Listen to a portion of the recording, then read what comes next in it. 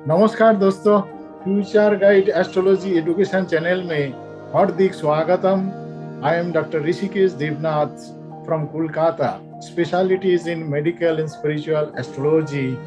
तो हमने इस चैनल के थ्रू एस्ट्रोलॉजी और स्पिरिचुअलिटी के ऊपर बहुत टॉपिक चर्चा किया है, लेकिन आप लोग भली भांति जानते ही हैं एस्ट्रोलॉजी एक समुंदर है, बताना बहुत बाकी है।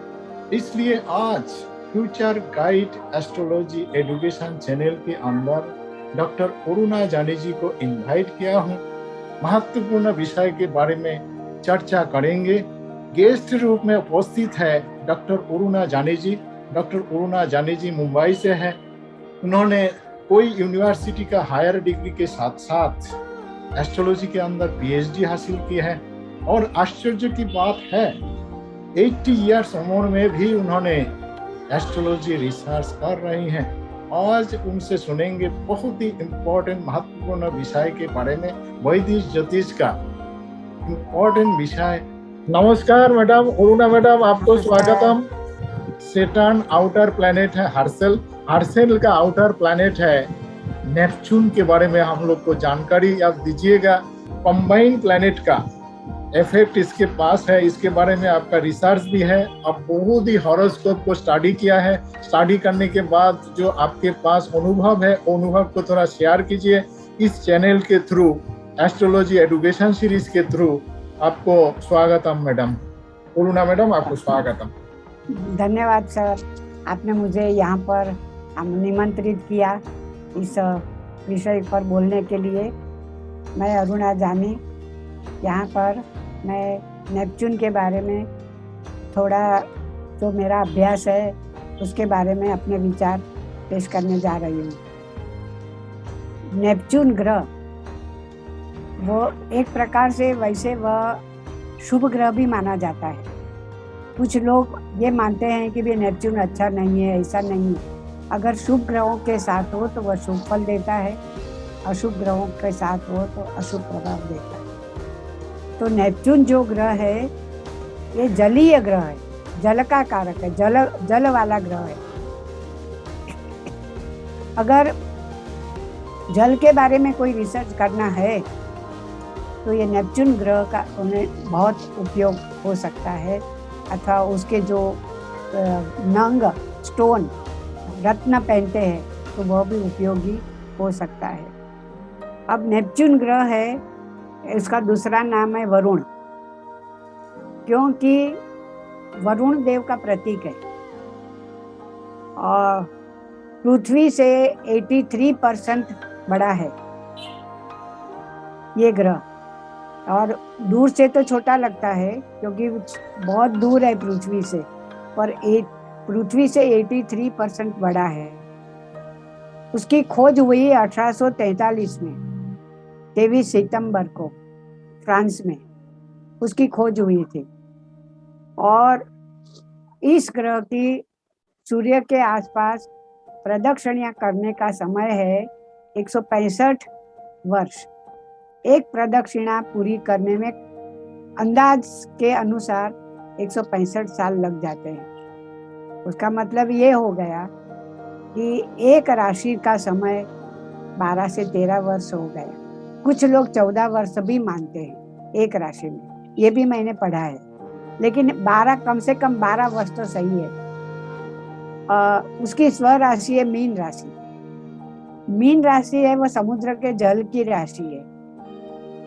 और इतना जल होता है, नेपच्यून उसी का कारक है, इसीलिए मीन राशि का कारक उसे बताया गया है। तो मीन राशि पर नेपच्यून का आधिपत्य है। और आधिपत्य की बात है, लेकिन उसकी उच्च राशि है कर्क नेपच्यून की। और उसे ये जो ग्रह है जलीय ग्रह है, इसीलिए जितनी जल राशियां है, वृश्चिक नहीं, कर्क और मीन दोनों के साथ उसको अच्छा संबंध रहता है। और कर्क राशि में वह ज़्यादा पावरफुल नेपच्यून बन जाता है। अब इसका आधिपत्य किस अंक पर है?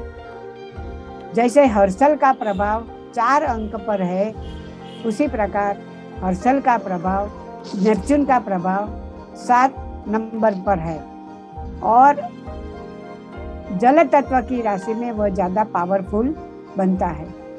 उसका नाम वरुण भी है, तो वायु तत्व की राशि में भी वह प्रबल बनता है। नेपच्यून अगर चर राशि में हो तो उसका प्रभाव हमारे शरीर में जो रक्तवाहिनी होती है उस पर उसका प्रभाव ज्यादा होता है जब चर राशि में होता है। तो अगर स्थिर राशि में नेपच्यून हो तो शरीर के जो गुप्त प्रवाही होते हैं उसकी ग्लैंड पर असर करता है। और द्विस्वभाव राशि में अगर जन्म का नेपच्यून हो तो हमारे दिमाग में शिथिलता आ जाती है, दिमाग की बीमारी आ जाती है। तो ये जो स्वभाव के अनुसार, तत्व के स्वभाव के अनुसार जो यहाँ पर बताया गया है कि चर राशि में क्या फल देता है और किस पर असर होता है, ये हो गया। अभी ये जो ग्रह अगर शुभ है तो जातक के विचार स्वतंत्र विचार वाले हो, उसके मौलिक विचार होते और उसका व्यक्तित्व विशेष प्रकार का होता है। उसमें ये जो नेपच्यून अच्छा है, शुभ है, तो जातक में कलात्मकता आ जाती है, कल्पनाशीलता आ जाती है। एक बात बीच में, नेपच्यून प्लेनेट जैसे आपने बताया, नेपच्यून प्लेनेट का अपना घर है, अपना साइन है, मान लीजिए मीन को पाइसिस साइन। हाँ, पाइसिस साइन गुरु का अपना घर है, शुक्र का उच्च का पोजीशन है, बुध का नीच का है। तो ये तीनों मिला के इसमें जो है स्पिरिचुअल क्वोशेंट बहुत ही होता है। नेपच्यून अच्छा हो तो, अच्छा पोजीशन में हो तो। इसके बाद इसके पास जलीय घर है, समुंदर के अंदर घर है, समुंदर है, दैट मीन ज्ञान का भंडार, समुंदर है, पानी है, जलीय भाव है, दैट मीन्स इसके अंदर इमोशनल पावर भी बहुत है, काफी है। Emotional quotient, spiritual quotient, intelligent quotient, क्योंकि बृहस्पति गुरु का घर है, तीनों मिला के इसके पास जो पावर है, ये ग्रह अच्छा हो तो ये व्यक्ति तो नो डाउट एक सेलिब्रिटी व्यक्ति, एक हिस्टोरिकल व्यक्ति होने का लायक है। तो ऐसे ही आपका बातों से पता चल रहा है, तो नेपच्यून अच्छा हो तो सेलिब्रिटी बना देता है एक व्यक्ति को, आध्यात्मिक बना देता है, आध्यात्मिक भी बना देता है। अच्छा, स्पिरिचुअल क्वोशेंट और इमोशनल क्वोशेंट दोनों इसके पास है। तो इमोशनल स्पिरिचुअल क्वोशेंट जिसके पास है वो तो नो डाउट हिस्ट्रिकल पर्सन है और सेलिब्रिटी व्यक्ति है और आध्यात्मिक व्यक्ति नो डाउट है। Thank you madam. ऐसे जातकों के पास अंतर ज्ञान ज्यादा होता है, अंतर्मुखी भी होते हैं, अंतर ज्ञान ज्यादा होता है, मतलब अपने खुद के आत्मा की खोज करते हैं कि उन्हें किस बात की जरूरत है और कितने भी जोखिम भरा हुआ काम हो, साहसिक काम हो, वे कर सकते हैं। और उसके साथ साथ ऐसे जिनका नेपच्यून अच्छा होता है उनका मन मजबूत होता है, मन से स्ट्रांग होते हैं ये लोग। ऐसे लोग धर्मादा संस्थाएं होती है, धर्मादा अस्पताल होते हैं, औषधालय होते हैं, किसी को प्रवास कराना हो, धार्मिक प्रवास करना हो, गुप्त शास्त्रों का खुद को अभ्यास करना हो, वेद शास्त्र पढ़ने हैं, गूढ़ ज्ञान प्राप्त करना है, तो शुभ नेपच्यून बहुत सहायता करता है। और एक पावन माने पवित्र ग्रह है और आत्मलक्षी ग्रह है। इसके लिए कहा कि आत्मा की खोज करना चाहिए। वह द्वैत से अद्वैत मार्ग की तरफ ले जाता है, वाणी सिद्धि देता है। और उसके साथ साथ इस ग्रह का संबंध मैंने अभी बताया सागर के साथ है, समुंदर के साथ है, भावनाओं को स्पर्श करने वाला ग्रह है, इसीलिए जातक भावुक बन जाता है। और इसका हम ना पड़े, अगर ये बुरा हो, अशुभ हो, तो आंख के रेटिना पर भी इसका प्रभाव हो सकता है। और अगर ये बुरा प्रभाव वाला हो तो जातक बचपन में ही युवान बन जाता है। कहने का मतलब ये है, युवानी का जो आनंद है वो बचपन में ही ले लेते हैं। ये इस प्रकार का ग्रह है और उसका कारकत्व है बिजली, अंतस्फुरणा, साइकोलॉजी, मानस शास्त्र, भावुकता। हमारी जो प्रेरणा है, प्रेरणा का स्रोत है वो। और लेकिन अगर अशुभ है तो गड़बड़ गड़बड़ करा देता है, मतलब अस्त व्यस्तता जीवन में आ सकती है।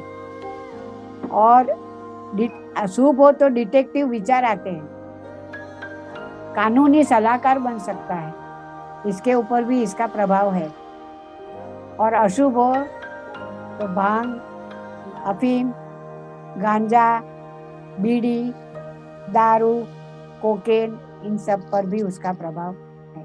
तो मतलब ये देखना चाहिए कि वह शुभ है या अशुभ है। अगर नेपच्यून का उदित अंश हो, अब उदित अंश का मतलब हम ये समझते हैं कि 0 से लेकर 6-7 तक का उदित अंश माना जाता है, और तो तंतु वाद्य में वो कुशल बनते हैं। अब तंतु वाद्य तो तंबूरा है, सितार है, वायोलिन है, ये सभी संगीत के शास्त्र है। नेपच्यून कला भी देता है, इसीलिए वह इस तार के जो संगीत के साधन होते हैं उसमें वह कुशल बन सकता है। लेकिन उसका एक स्वभाव है, जिस प्रकार सभी कुछ लोग ऐसे होते हैं ना, अपने मन की बातें मन में ही रखते हैं, उसी प्रकार इस नेपच्यून जिसका पावरफुल है ना, ये लोग अपने मन की बातें हमेशा के लिए मन में भर के रखते हैं। किसे कब किसने क्या बोला ये मन में भर के रखते हैं। तो मतलब अच्छी बातें नहीं, अप्रिय बातें हमेशा उसे मन में खटकती रहती है, इसीलिए उसे याद रहता है। हम कभी कभी बोलते हैं ना, बच्चों को नजर लग जाती है। नजर लगना, मैली विद्या का काम करना और दम घुटना, गैस जो सिलेंडर फटता है उससे नुकसान होना, बेहोश हो जाना, मकान के नीचे दब जाना, ये अशुभ नेपच्यून का सब प्रभाव है। जहरी सर्प, विष वाला सर्प काट लेता है तो ये भी नेपच्यून का प्रभाव है। कुछ लोग जहर पी भी लेते हैं, आत्महत्या भी करते हैं, ये भी इसका प्रभाव है। सॉरी। शुभ हो तो जातक स्पर्श विद्या में काबिल हो सकता है, टचिंग थियरी जिसे बोलते हैं। हमारा जो रक्त है उसके अभिसरण पर उसका अमल है। समुद्र में तूफान आना, चक्रवात आना, आंधी आना, ये उसका ही कारण है। हिप्नोटिज्म, मेस्मेरिज्म एक मीडिया बन जाता है नेपच्यून के द्वारा।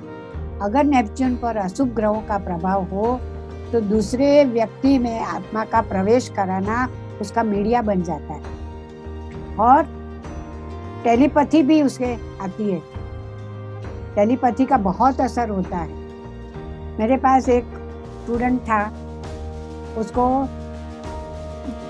दैवी आवाज सुनाई देती थी। धनु राशि में चंद्र और नेपच्यून साथ में, गुरु का घर, और सामने जो तीसरा भाव है उसके लॉर्ड और सब लॉर्ड गुरु, उसको अभी तक उसके घर वालों को अब ये आवाज सुनाई देती है। मतलब नेपच्यून में इतना पावर है, आध्यात्मिकता की तरफ ले जाता है, आध्यात्मिक पावर बढ़ा देता है। लेकिन मिथुन, कर्क और मीन का नेपच्यून श्रेष्ठ वाक सिद्धि देता है, श्रेष्ठ वाणी में सिद्धि प्राप्त कर सकता है। अगर शुभ है तो अंतरात्मा की आवाज सुनाई देती है, पूर्व जन्म की घटना याद कर सकता है। जैसे आपने बताया इनका जो अपना हाउस है वो मीन राशि है, तो मीन राशि लास्ट राशि है। काल पुरुष का लास्ट राशि है। जैसे लगन है मेष राशि, मेष राशि जैसे अपना बारे में सोचता है ज्यादा से ज्यादा। ये मीन राशि होना लोगों के बारे में ज्यादा से ज्यादा काम करना, जैसे आप बताया, जो धार्मिक काम करना, लोगों के लिए सर्विस देना है, हॉस्पिटल जैसे है, और लोग को दान करना, इससे सर्विस टू द ह्यूमैनिटी, लोगों के लिए काम करना, ये तत्पर रहता है। और साथ ही साथ अशुभ होने के बाद जैसे लास्ट राशि है काल पुरुष का, ये पेरिस भी हो जाता है, खुद को खत्म भी करने का भी मन आ जाता है इसके अंदर। ये भी अशुभ जो लक्षण में एक है, जैसे नेपच्यून का ये अशुभ लक्षण। और आर्ट के बारे में जैसे आप बताया, आर्ट, हायर आर्ट, जैसे संतूर, ऐसे बहुत ही सुंदर, जैसे शुक्र का जो उच्च का घर है मीन राशि, इसलिए वो भी आ गया है। तो ये जो प्लैनेट है, प्लैनेट बहुत ही भाव आवेग के साथ जुड़ा हुआ है, क्योंकि ये जलीय राशि के अंदर है। अपना हाउस मीन राशि है, मीन राशि बहुत ही लास्ट हाउस है, मरण और जीवन दोनों के जो बीच में। वहां जाके अब एक व्यक्ति खत्म भी हो सकता है, वहां जाके एक व्यक्ति नया जीवन शुरू भी हो सकता है। बहुत ही सुंदर चर्चा आपका, आगे बढ़ाइए मैडम, और सुनेंगे आपसे। नहीं, अभी तो एक दो सेंटेंस बाकी है सर, कि अगर शुभ है तो जातक को अपनी अंतरात्मा की आवाज सुनाई देती है, और कुछ हम लोग YouTube पर देखते हैं कि उनको पुनर्जन्म की घटनाएं याद आती है। तो ये काम नेपच्यून का है, पुनर्जन्म की बातें याद आना। मतलब या तो ये पंचम भाव में या नवम भाव में या 12वें घर के साथ उसका संबंध होता है, अथवा 8वें घर के साथ भी, क्योंकि एक जन्म पूरा हो गया, दूसरा जन्म शुरू होने वाला है। तो बाकी की जिंदगी में अगर कोई उनकी कामना अधूरी रह गई है तो पुनर्जन्म की घटनाएं याद आती है।